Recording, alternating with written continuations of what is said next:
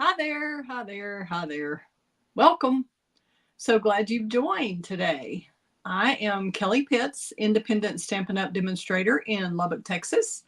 And I would love for you to subscribe to my blog, which is createwithkelly.com. And it's going to be filled with tips and techniques and some of my cards that I create and some of the news from Stampin' Up! Whenever we have a sale, like what's going on right now called Celebration. It's an exciting time of year because for every purchase you make of $50 or more, you can choose an item from the celebration list for free. And then also there's another couple of items that you can choose if you make an order of $100 or more. So that's a fun time to shop. Would love for you to shop with me. My host code is at the bottom of the screen.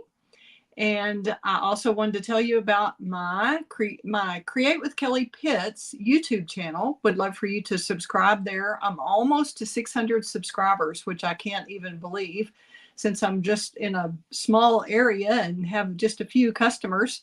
I'm just trying to expand my business online. So that's where that is. And also have a Facebook page called Create with Kelly and a group if you'd like to be part of our wonderful paper crafting group called Create with Kelly Group. I invite you to join that too, whatever makes you happy. I just hope to be able to inspire you to create cards, whether you're using my design just as a jumping off point or you are casing them, whatever you're doing. I'm happy to help.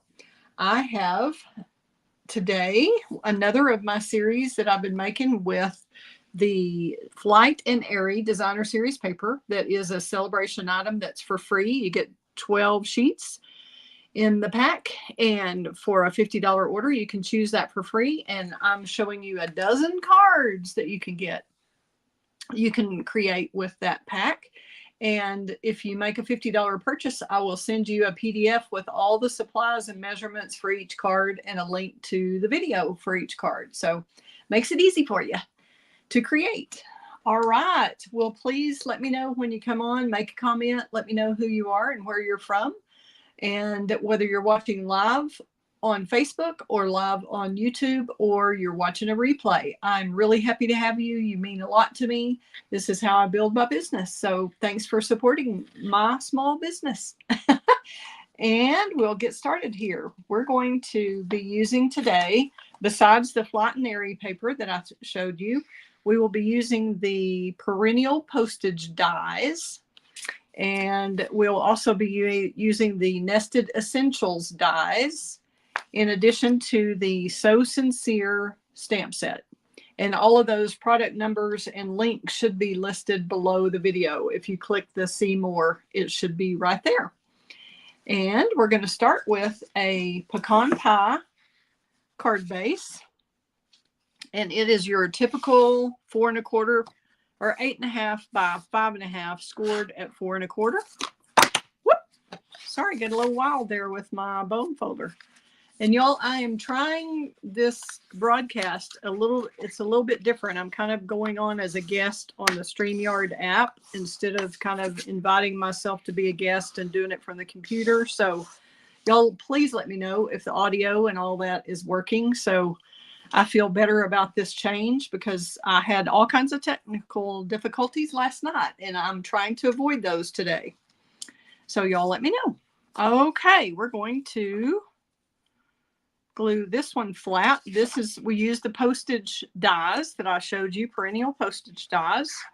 And I'm just going to coat that outside. You don't need a ton of liquid glue because you don't want it seeping out everywhere. And I try to use my silicone mat. It is my friend when it's glue time. And I'm just going to kind of get an evenish border all the way around there with that. And isn't that pretty with the pecan pie and that garden green? Lovely. And then we're going to use the Nested Essentials die here. That's what I used on that one. Just wanted to make sure I had the right size. And we're going to emboss that in white. So I start, when I'm doing my embossing, I start with white craft ink, the Whisper White craft ink. Sorry, this is a mess here. That's just this is what I use for classes. So I used my embossing buddy on the paper, which I just covered up, I guess, or lost in the process. Here we go. We're going to use the embossing buddy on it. I just kind of have a big tray. This is one Stampin' Up! Used to have. They have a smaller tray now that works great too. And my stamp is from the So Sincere, like I showed you. Knowing you brings joy to my heart. Isn't that sweet?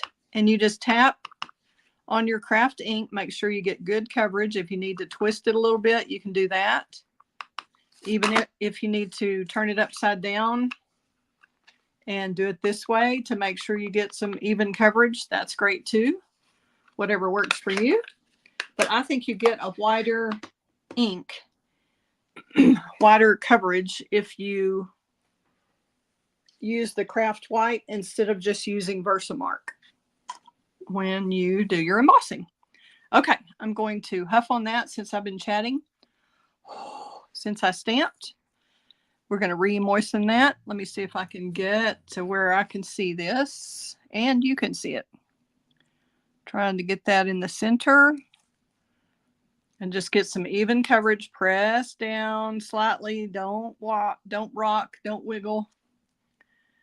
That's a little off, but I think it'll work. Okay, so now we'll get our white embossing powder, which I keep in just a little container so it's easier for me to deal with. I'm going to hold that from the little edge there and coat that. And it may not look totally coated with the white, but when you get the embossing powder over there, you can tell if you got good coverage with your ink or if you need to start over. Okay, and I just bought these little miniature spoons at Dollar Tree. I just think they work great inside of each container. And I label them because I have a lot of different embossing powders. So I just label the lid and the bottom, so I'm sure to get all that right. Okay, we'll get this out of the way since it's all yucky and messy, but that's the way it gets in a class, right? When you have lots of people doing the same thing. So I have some reverse tweezers similar to those that Stampin' Up! Makes. I already had these, so I didn't need another pair. But they come in a kit. I'm not going to talk while this is on, or try not to. And I'm using the Heat Emboss tool from Stampin' Up!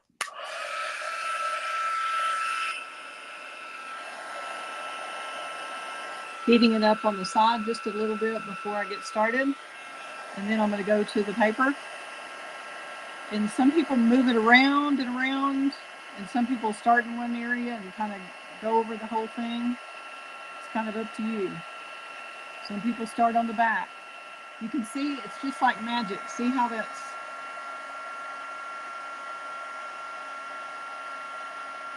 melting the powder and becoming shiny.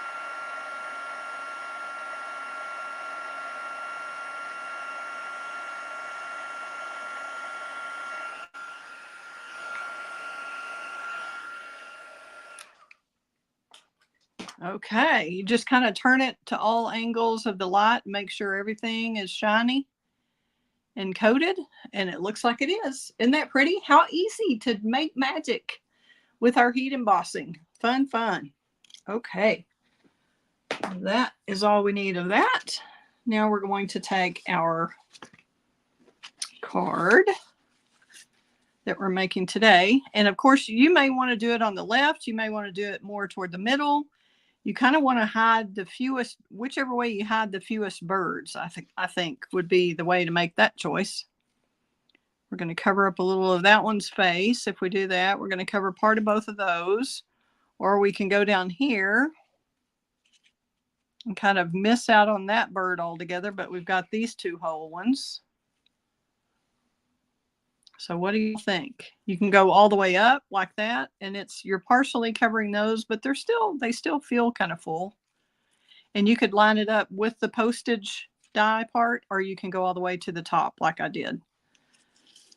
You just kind of have to decide ahead of time. And you could actually do a banner like this if you wanted it maybe to be over here. When you're choosing your sentiment, you might try your banner first and then see if you want a horizontal sentiment or a vertical one. But I had already chosen this sentiment, so that's what I'm going to do. I'm just going to pop that up on dimensionals. And we'll just put, I'm just going to kind of let that hang over a little bit. So I'm going to come down a little further on the dimensionals. Well, since that's not raised that much, it probably won't matter. And I think 4 is plenty on that one. You could put one in the middle if you want. Okay, we're going to partly cover a little bit of each of those birds, but it seems like good positioning on the card. So that's what I'm doing. On this one, each piece will be a little bit different. And I'm going to add a couple of the opaque faceted gems that are yet another choice in the Celebration catalog. Let me show you those. Those are right here. You get Pecan Pie, Calypso Coral, and Pool Party.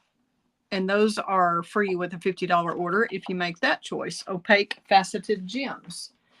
And again, those should be listed in my supply list under the video. And I'm just going to put a couple of these right here where it just feels like it dresses up that banner quite a bit to do that. If you wanted to do 4, you could try that. Usually I use 3 instead of 2. I kind of scatter them out, but I really like the way that looks. So we're going to stick with that. And then we're ready to do the inside. Let's get this put away. And okay. Now I have done for the inside to repeat that look. I'm going to add just a postage die in the basic white and do a little bit of fussy cutting with a bird and put him in there. And these are just leftovers from the side. I kind of cut around to get some birds for the front, for the sides. You can do as much or little as you want on that, but I just recommend moving the paper with just kind of pivoting the paper around that scissor point. Because this, if you use your scissors as the main point rather than going with the scissors, I think you do a lot better with fussy cutting, or that's what I have found. And I'm just I'm not trying to get it perfect. This watercolor is not perfect. It is just kind of up and down and lighter and darker and not evenly, that branch isn't perfect. So it's just totally up to you how much fussy cutting you want to do on each little thing. I'm just going to kind of stop here when I get this leaf done out on this part. And you leave a little white border around the edge. And I'm going to cut it a little tighter there. Come around. And we might just tighten this up in just a minute. But I'm going to get rid of all of that excess so it makes it easier to get around in these little crevices. We're just going to do just a little bit more just to give you an idea, because I know sometimes people think fussy cutting just takes forever, but it really doesn't. It can be relaxing if you enjoy doing that. You can do it while you're watching TV or listening to a book, or just kind of need something to do with your hands. You can cut a bunch of these out of that 12 by 12 sheet and have them ready. And that looks funny to me. I think I'm going to cut that off. I don't know if that's part of a leaf. I guess it is, but I'm just going to cut that off. I'm going to cut that a little tighter there. Seem to have a little bit too much white space. But since we're putting it on white, I don't think it's going to matter. Then we'll decide how we like to arrange it on the cardstock. If we want it kind of up in this corner, or down in this corner, up over here. It'd be nice if that extended just a little further, but maybe it'll make more sense if we do it just kind of from the side like that. Or the branch could be kind of crooked you know, kind of in here a little crooked so it looks like it goes off the page. I think I might just do that. Have it go up so there's a reason for that to be chopped. I think I'm going to do it in that top right corner. You could do it in any corner you want. I let my glue glob up there. Just clean that with the little pen. And probably on this particular thing on the inside, this is probably the easiest way, is to use your liquid glue rather than trying to do this with seal. I think this would be a little tough. And it might be a little tricky to do glue dots too. So probably liquid glue on this is your best bet. Okay, now we're just going to add that to the white inside piece. And I'm going to try to get it where that's coming off there a little bit. Oops, I didn't want his head coming off. We're going to angle it just a tad there. Give the illusion of coming in from the side and from the top. And let's see what a nice little touch that is for the interior inside of the card. Isn't that pretty? And then you could, if you wanted to stamp another message besides this on the inside, you could, or you could just leave it blank. I think I'm just going to plan to leave it blank because that leaves it where anybody could receive that card with "You bring joy to my heart." Isn't that sweet? So it could be a happy birthday. It could be a happy anniversary. It could be a thinking of you. It could be a feel better soon. Whatever you want it to be. So hopefully I have inspired you to get creative with this Flat and Airy kit and combine it with a lot of different die sets that you already own. Or if you don't own the die set and you love this postage stamp look, then this would be something you might want to consider, that bundle, whenever you're making a purchase, and get the Flat and Airy free. Let's make sure we've got that really burnished well. Should have done that before I added the bird. But there we go. There's our card. Wasn't that quick and easy? Is that fun?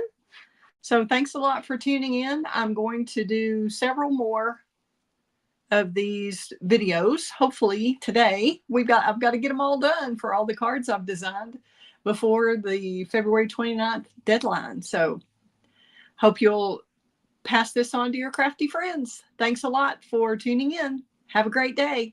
Fun times ahead. Bye-bye.